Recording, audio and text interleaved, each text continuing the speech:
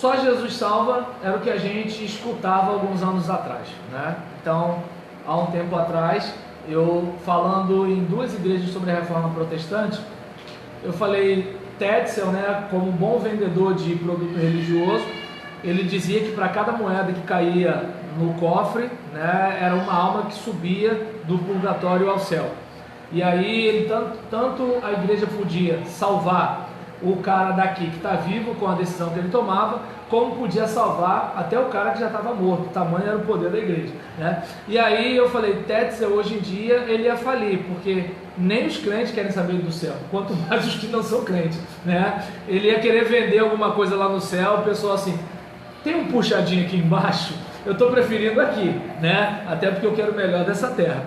E aí nesse caso, vamos falar sobre a questão, né, do ID, do evangelismo de Jesus Cristo enquanto Deus. É importante a gente ter a ideia, né, de que nossa mensagem precisa ser cristocêntrica. Jesus é o motivo da nossa pregação. Jesus é o motivo da nossa igreja existir. Se não tem Jesus, essa igreja não é igreja, esse cristão não é cristão. A pregação não é pregação. Sem Jesus, como é que fica, né?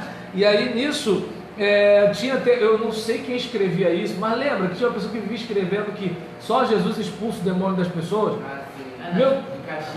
Não, só Caxias não, você passava na Avenida Brasil, o mundo todo tinha esse negócio, e eu nunca vi a pessoa que escrevia. Aí nesse caso, então, por exemplo, sabe quem é? Não conta não, porque a gente está gravando, pode dar problema.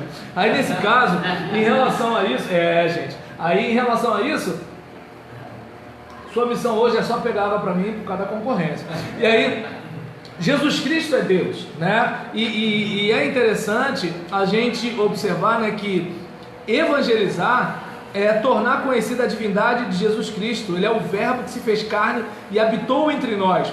O Jesus Cristo, o Jesus Deus, é amplamente percebido ao longo da Bíblia Sagrada, né? Então é interessante a gente observar a ideia de que assim, Jesus é Deus, Deus é Jesus. Saber quem é Deus é um pouco mais complicado para a gente, porque Deus, como totalmente outro, tudo que a gente pensar dele, ele é mais, porque ele não cabe na nossa cabeça, senão não seria Deus, né? Então, até mesmo quando a gente estuda a teologia, a gente estuda a partir das pistas que a Bíblia dá sobre Deus, e mesmo assim, é aquilo que chamam de linguagem antropomórfica, né? A gente atribui características humanas a Deus, né? Ou a questão da antropopatia, a gente atribui sentimentos humanos a Deus, como se Deus tivesse alegria e tristeza igual a gente. Então, ou seja, Deus está muito além da nossa capacidade. Mas quando a gente olha Jesus como a imagem visível do Deus invisível, a gente já tem mais ou menos uma ideia concreta do que Deus requer de nós. Lembra da mulher que foi flagrada em adultério? Isso é um negócio interessante. Foi flagrada em adultério, mas não aparece o homem, só a mulher. Se foi flagrante, foi pega a mulher com o homem, né? Foi flagrante. Mas aí nesse olha aí. Ih, rapaz, olha o discurso feminista aí. Aí nesse caso, em relação a isso, né? Aí, por exemplo, diante desse caso, a gente verifica que Jesus não foi contra a punição contra o pecado. Ele só falou o seguinte: quem aqui tem condições? Só isso. Quando os herodianos chegam para ele e falam: olha, aqui é certo dar tributo a César, olha aí, né?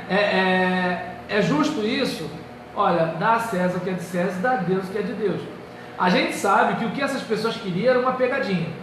Se apedreja a mulher, que discurso de amor é esse? Se não apedreja, ele é contra a lei de Moisés. No caso do tributo, a mesma coisa. Se ele fala dá, então ele está a favor dos nossos opressores. Se ele fala não dá, então ele é um subversivo. E aí Jesus, né, ele chega e acaba mostrando o coração de Deus. Você é um cidadão dos céus, mas você é um cidadão brasileiro. Você tem uma responsabilidade. E aí, qual é o problema de muitos crentes? Né? Eu lembro que eu estava discutindo com uma irmã sobre a questão de Romanos 13. Mas para mim esse pessoal que está aí não é autoridade constituída por Deus. Aí eu falei para ela: Calígula era? Nero era?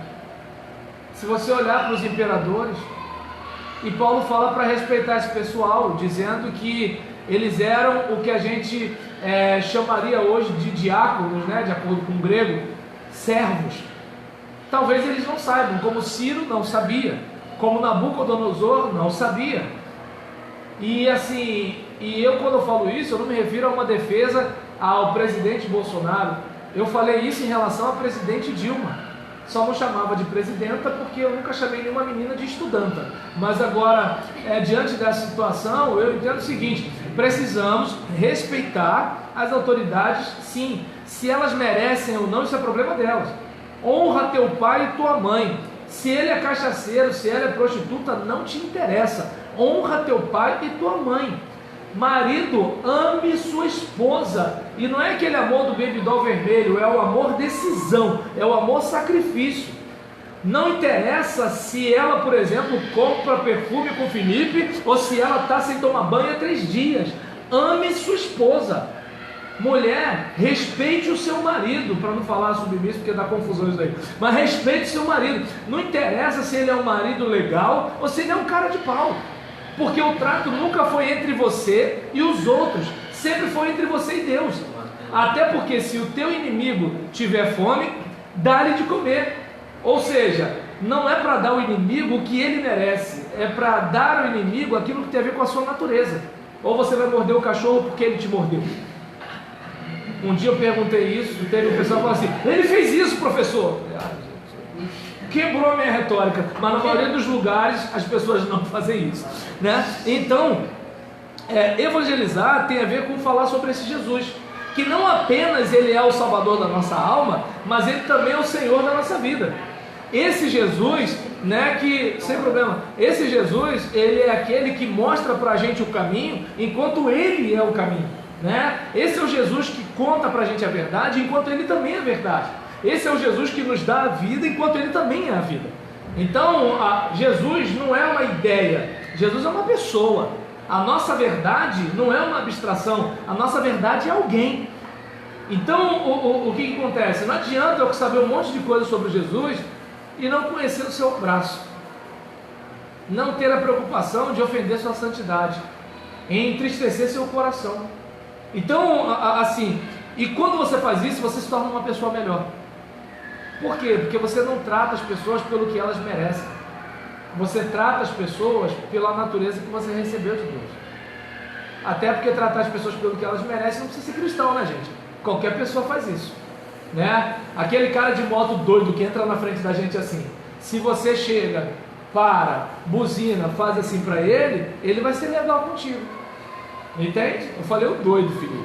Aí nesse caso, né, em relação a essa situação, Jesus, né, ele se fez carne. Há certas, na história da teologia cristã, alguns posicionamentos sobre Jesus foram caracterizados como heresia pela igreja, né, que dizem, não tem como, não, era uma imagem, não foi em carne. Ou Jesus era tipo um fantasma aparentando estar entre nós, ou ele era um ser humano como todos os outros, né, mas ele era bem sábio, e aí a gente parecia que ele era alguma coisa sobrenatural. E o texto deixa claro, não, ele encarnou mesmo. Maria teve que trocar fralda, não era fralda naquele tempo, mas alguma coisa parecida. Desculpa dizer, mas Jesus fez cocô igual a todos os outros nenéns. Entende? Jesus, por exemplo, ele ia numa festa. Alguns crentes devem achar, mas não devia, mas foi, né? E aí nesse caso, Jesus, ele chegava, a sua liderança é fenomenal. Aquela liderança servidora do tipo, vou lavar os pés de vocês. E aí nisso Pedro fala assim, não, o senhor não vai lavar o meu pé. Jesus não fala assim, vou porque sou seu líder. Não. Se eu não lavar, você não tem parte comigo. Ou seja, deixou claro o seguinte, olha, eu sou seu servo para lavar os seus pés, mas não se esqueça que eu sou seu líder. Não quer caminhar comigo, é problema seu. Então pode lavar tudo. Eu que decido o que eu lavo. Então, não sei se deu para perceber que assim, ele dá uma demonstração clara do que é liderança. No nosso contexto, a gente, talvez por insegurança, a gente quer mostrar quem é que manda. E eu não sei se foi Margaret Thatcher que disse isso, estar no poder é como ser uma dama. Se você precisa dizer que é porque você não é, né? Então, Jesus não tinha que mostrar nada. O psiquiatra suíço Paul Tournier, no seu livro Fracos e Fortes, ele deixa claro, né, que assim, todos são fracos. O problema é que existem aqueles que são tão fracos que querem se mostrar fortes. Esses são as presas mais fáceis, né? Aí, quando vai ver, é o cara que quebra numa enfermidade, perde a família, perde um monte de coisa. Por quê? Porque ele tem que, usando a frase de Renato Russo, provar para todo mundo que não precisa provar nada para ninguém, né? Então, aí complica. Então, o verbo se fez carne e habitou entre nós. A igreja não quer se envolver com a comunidade onde ela está. Jesus se envolveu com o mundo, né? A igreja, por exemplo, não quer sair das quatro paredes. Jesus saiu do céu. É claro que eu não estou dizendo aqui que a gente tem que cantar o funk da novinha, né? E que, por exemplo, tem que tocar a música do Dicró na nossa igreja. Eu não estou dizendo que assim a igreja se misturar com a sociedade é fazer isso, né? Mas é aquela ideia do seguinte: olha, estamos aqui.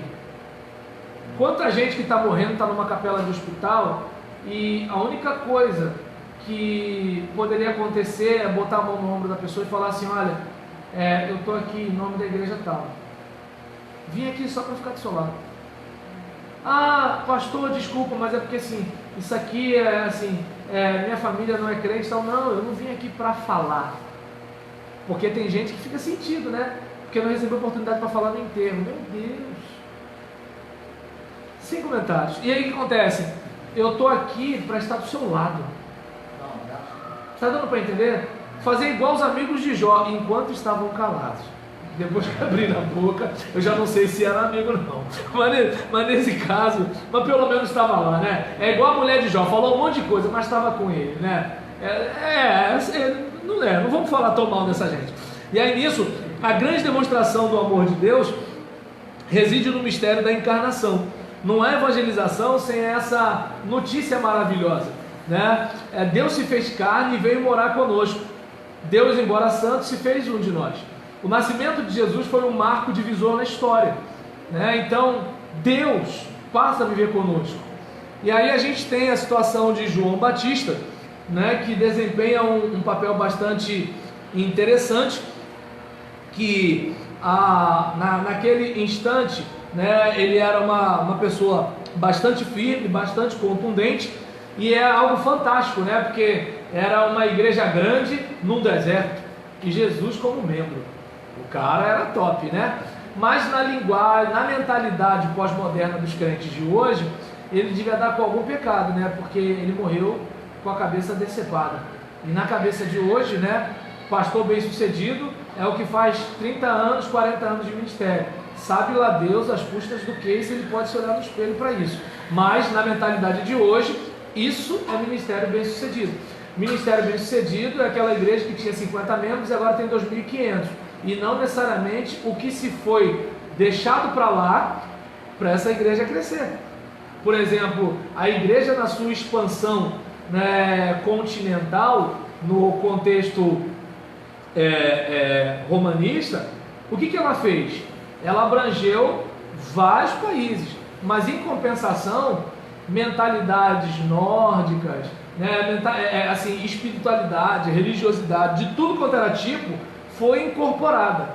Deusas se tornaram santas, né? Deuses se tornaram santos, e alguns deuses daqueles mais complicados foram se tornando demônios, né? E aí o culto a Mitra, a gente já faz um para São Jorge, a Capadócia é a mesma, os adoradores são os mesmos, mas a gente muda alguma coisa.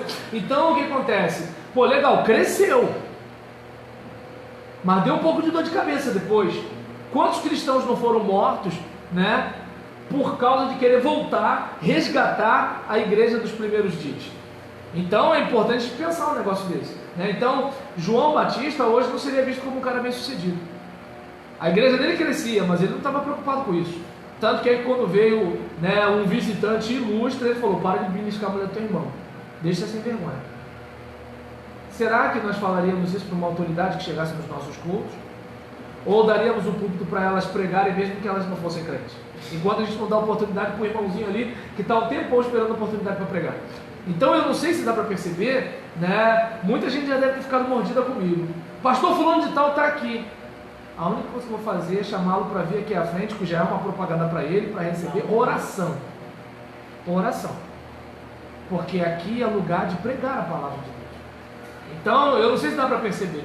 E aí, diante de uma situação dessa, claro, esse meu ponto de vista me traz um pouco de inimigos, né? No meio dos crentes, Paulo tinha falsos irmãos, eu sou melhor do que Paulo. Então, nesse caso, né, é o que eu falo para os meus alunos. Você quer ser pastor? Não sabe brincar, não desce para o play. Não vai ser fácil. Aí outro dia até teve uma reunião na coordenação do seminário para a gente ter um pouco de cuidado na fala, para não desanimar os seminaristas. Falei, mas essa é a realidade, né? Não adianta o cara pensar numa igreja ideal porque ela é só no céu e lá não precisa de pastor, tá bom? Então, se você quer trabalhar como pastor, tem que lidar com gente com problema. Gente sem problema é lá em cima, e lá em cima tu não tem emprego, lá em cima tá todo mundo perfeito. Então, nesse caso, voltando para cá, né? João Batista era esse cara, intrépido, ousado, aquela ideia de que é o seguinte: Deus me chamou, não gostou, come menos. Deu para entender? E aí nesse caso, é interessante que aquele homem, né, que andava pregando no deserto, vestido com pele de camelo, ele era aquele camarada que proferia a grande mensagem que deve estar nos lábios de todos comprometidos com a evangelização em nosso tempo. A frase é curta, porém poderosa, capaz de transformar o mais vil pecador e o mundo inteiro. Eis o Cordeiro de Deus que tira o pecado do mundo. O único jeito de você vencer a sua própria maldade, de você conseguir viver nesse mundo caído, com alegria no sofrimento, tendo paz interior, de ter, por exemplo, paciência nos dias complicados da vida, né? De você ter uma bondade legítima, né? Não aquela bondade política, porque é muito fácil ser legal com alguém que pode te dar uma recompensa, né? Agora, se você realmente quer se tornar um ser humano melhor, só tem uma saída para você: o Cordeiro de Deus que tira o pecado do mundo, inclusive o seu. Até porque se nós estivermos debaixo da graça e não debaixo da lei, o pecado, embora ainda esteja em nossos membros, como diz Paulo, ele não terá domínio sobre nós. Por isso que nós podemos tomar a decisão de nos considerarmos dia após dia, irmã Arinéia, dia após dia, nos considerarmos mortos para o pecado. Obviamente que aparece aquela cena diante dos meus olhos, e aí a boca começa a salivar, o coração acelera, mas aí eu lembro, eu estou morto para isso. Vem aquela proposta no trabalho, eu poderia ganhar mais dinheiro, mas aí eu lembro, eu estou morto para isso. Vem aquela situação que é só mentir e eu consigo a promoção, mas eu estou morto para isso. Vem aquela situação de que assim, eu posso ficar bem com meu filho, né? Porque como qualquer criança, ele quer ser agradado, e se não é agradado, ele vai e se estressa.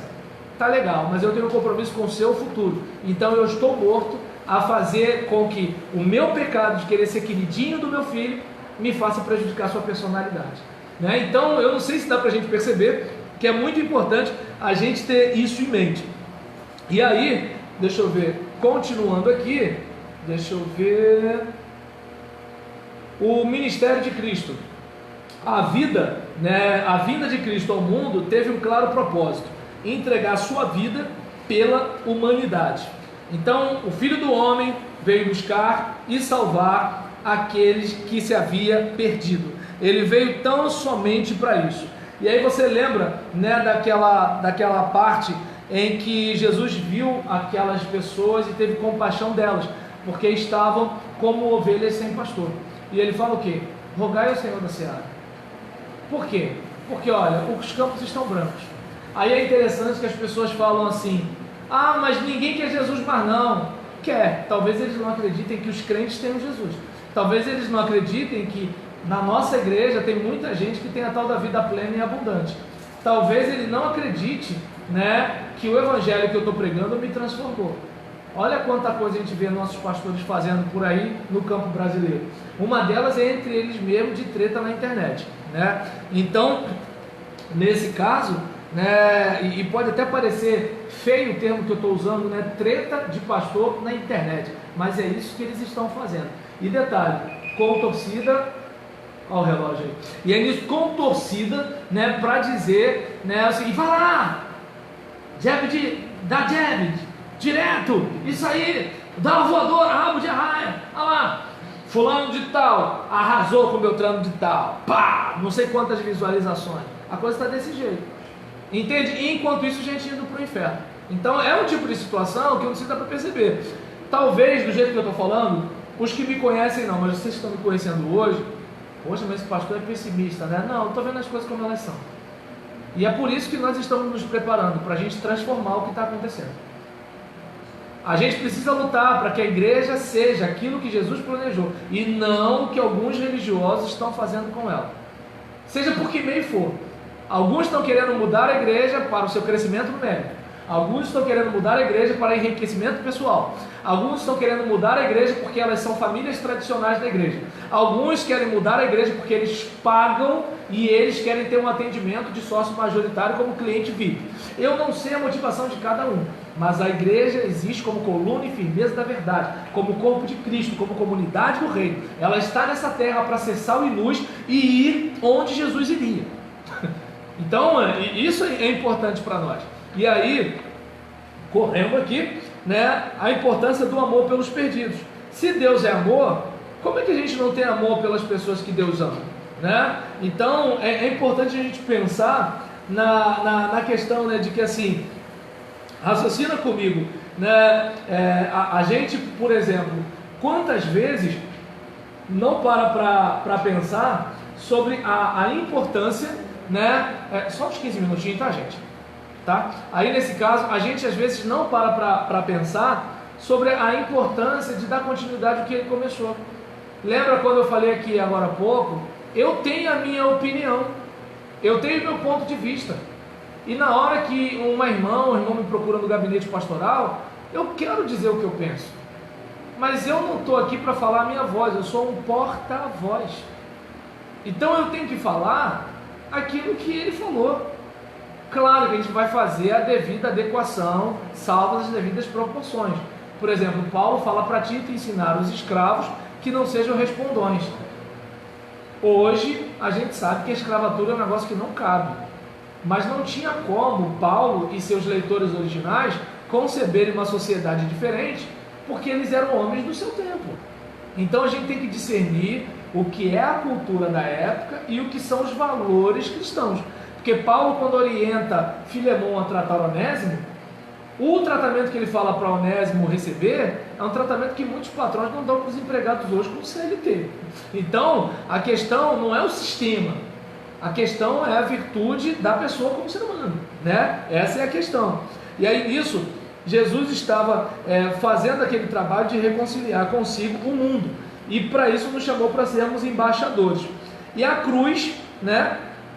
A gente tem, por exemplo, a cruz como a mensagem principal, né? Nós temos, como diz o hino, né? Sim, eu amo a mensagem da cruz, né? E embora a gente hoje cante isso, às vezes eu acho que assim, a mensagem da cruz está sendo como a mulher casada, né? E a outra mensagem está sendo a outra, né? Porque assim, a gente diz que ama a mensagem da cruz, né? Mas parece que assim, eu posso até gostar de alguém, mas é você que eu amo, né? A coisa está mais ou menos assim, porque o que está sendo pregado está meio diferente, né, do que a mensagem da cruz.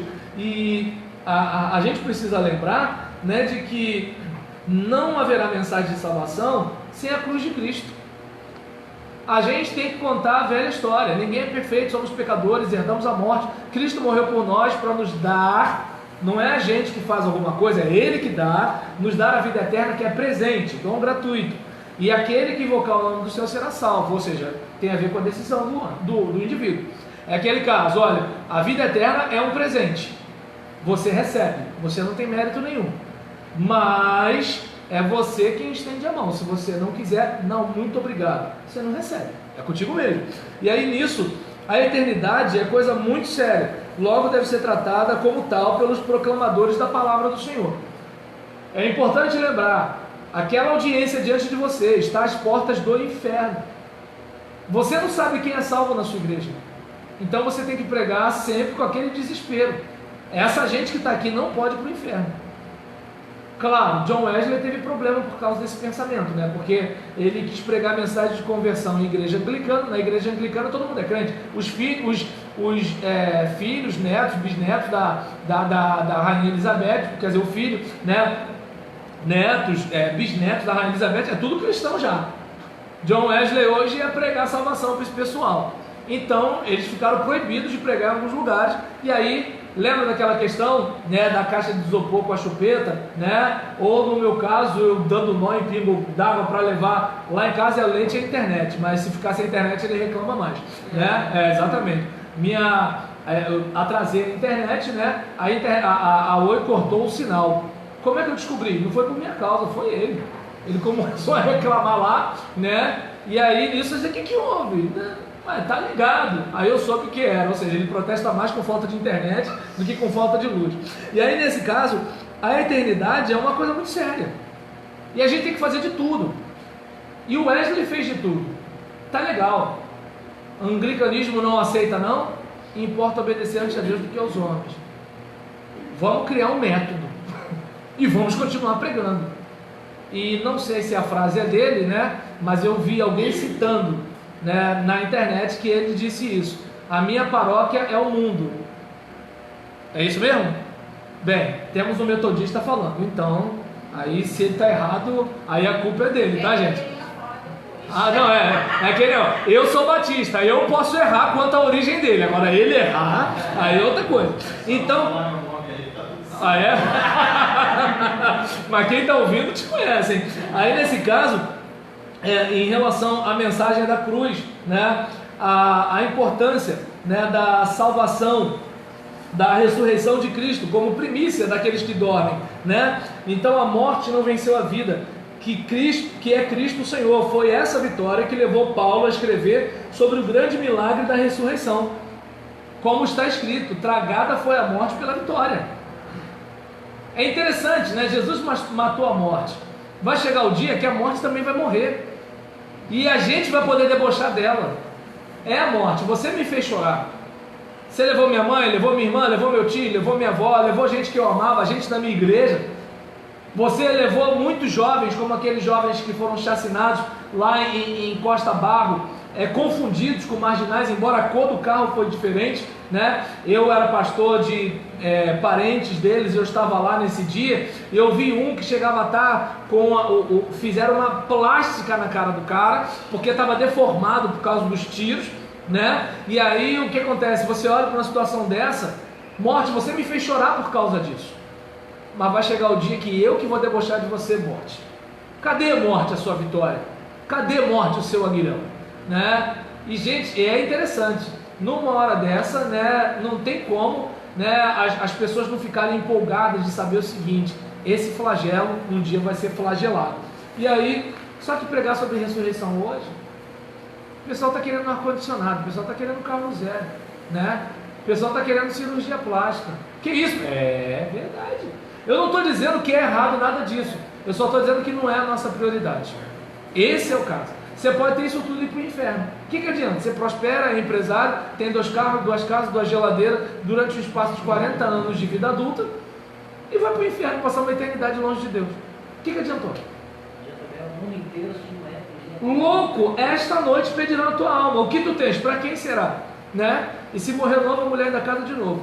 E vai ter um marmanjo que ainda vai desfrutar de tudo aquilo, e você lá, pula lá na fogueira com Satã. E aí nesse caso, nessa situação, né?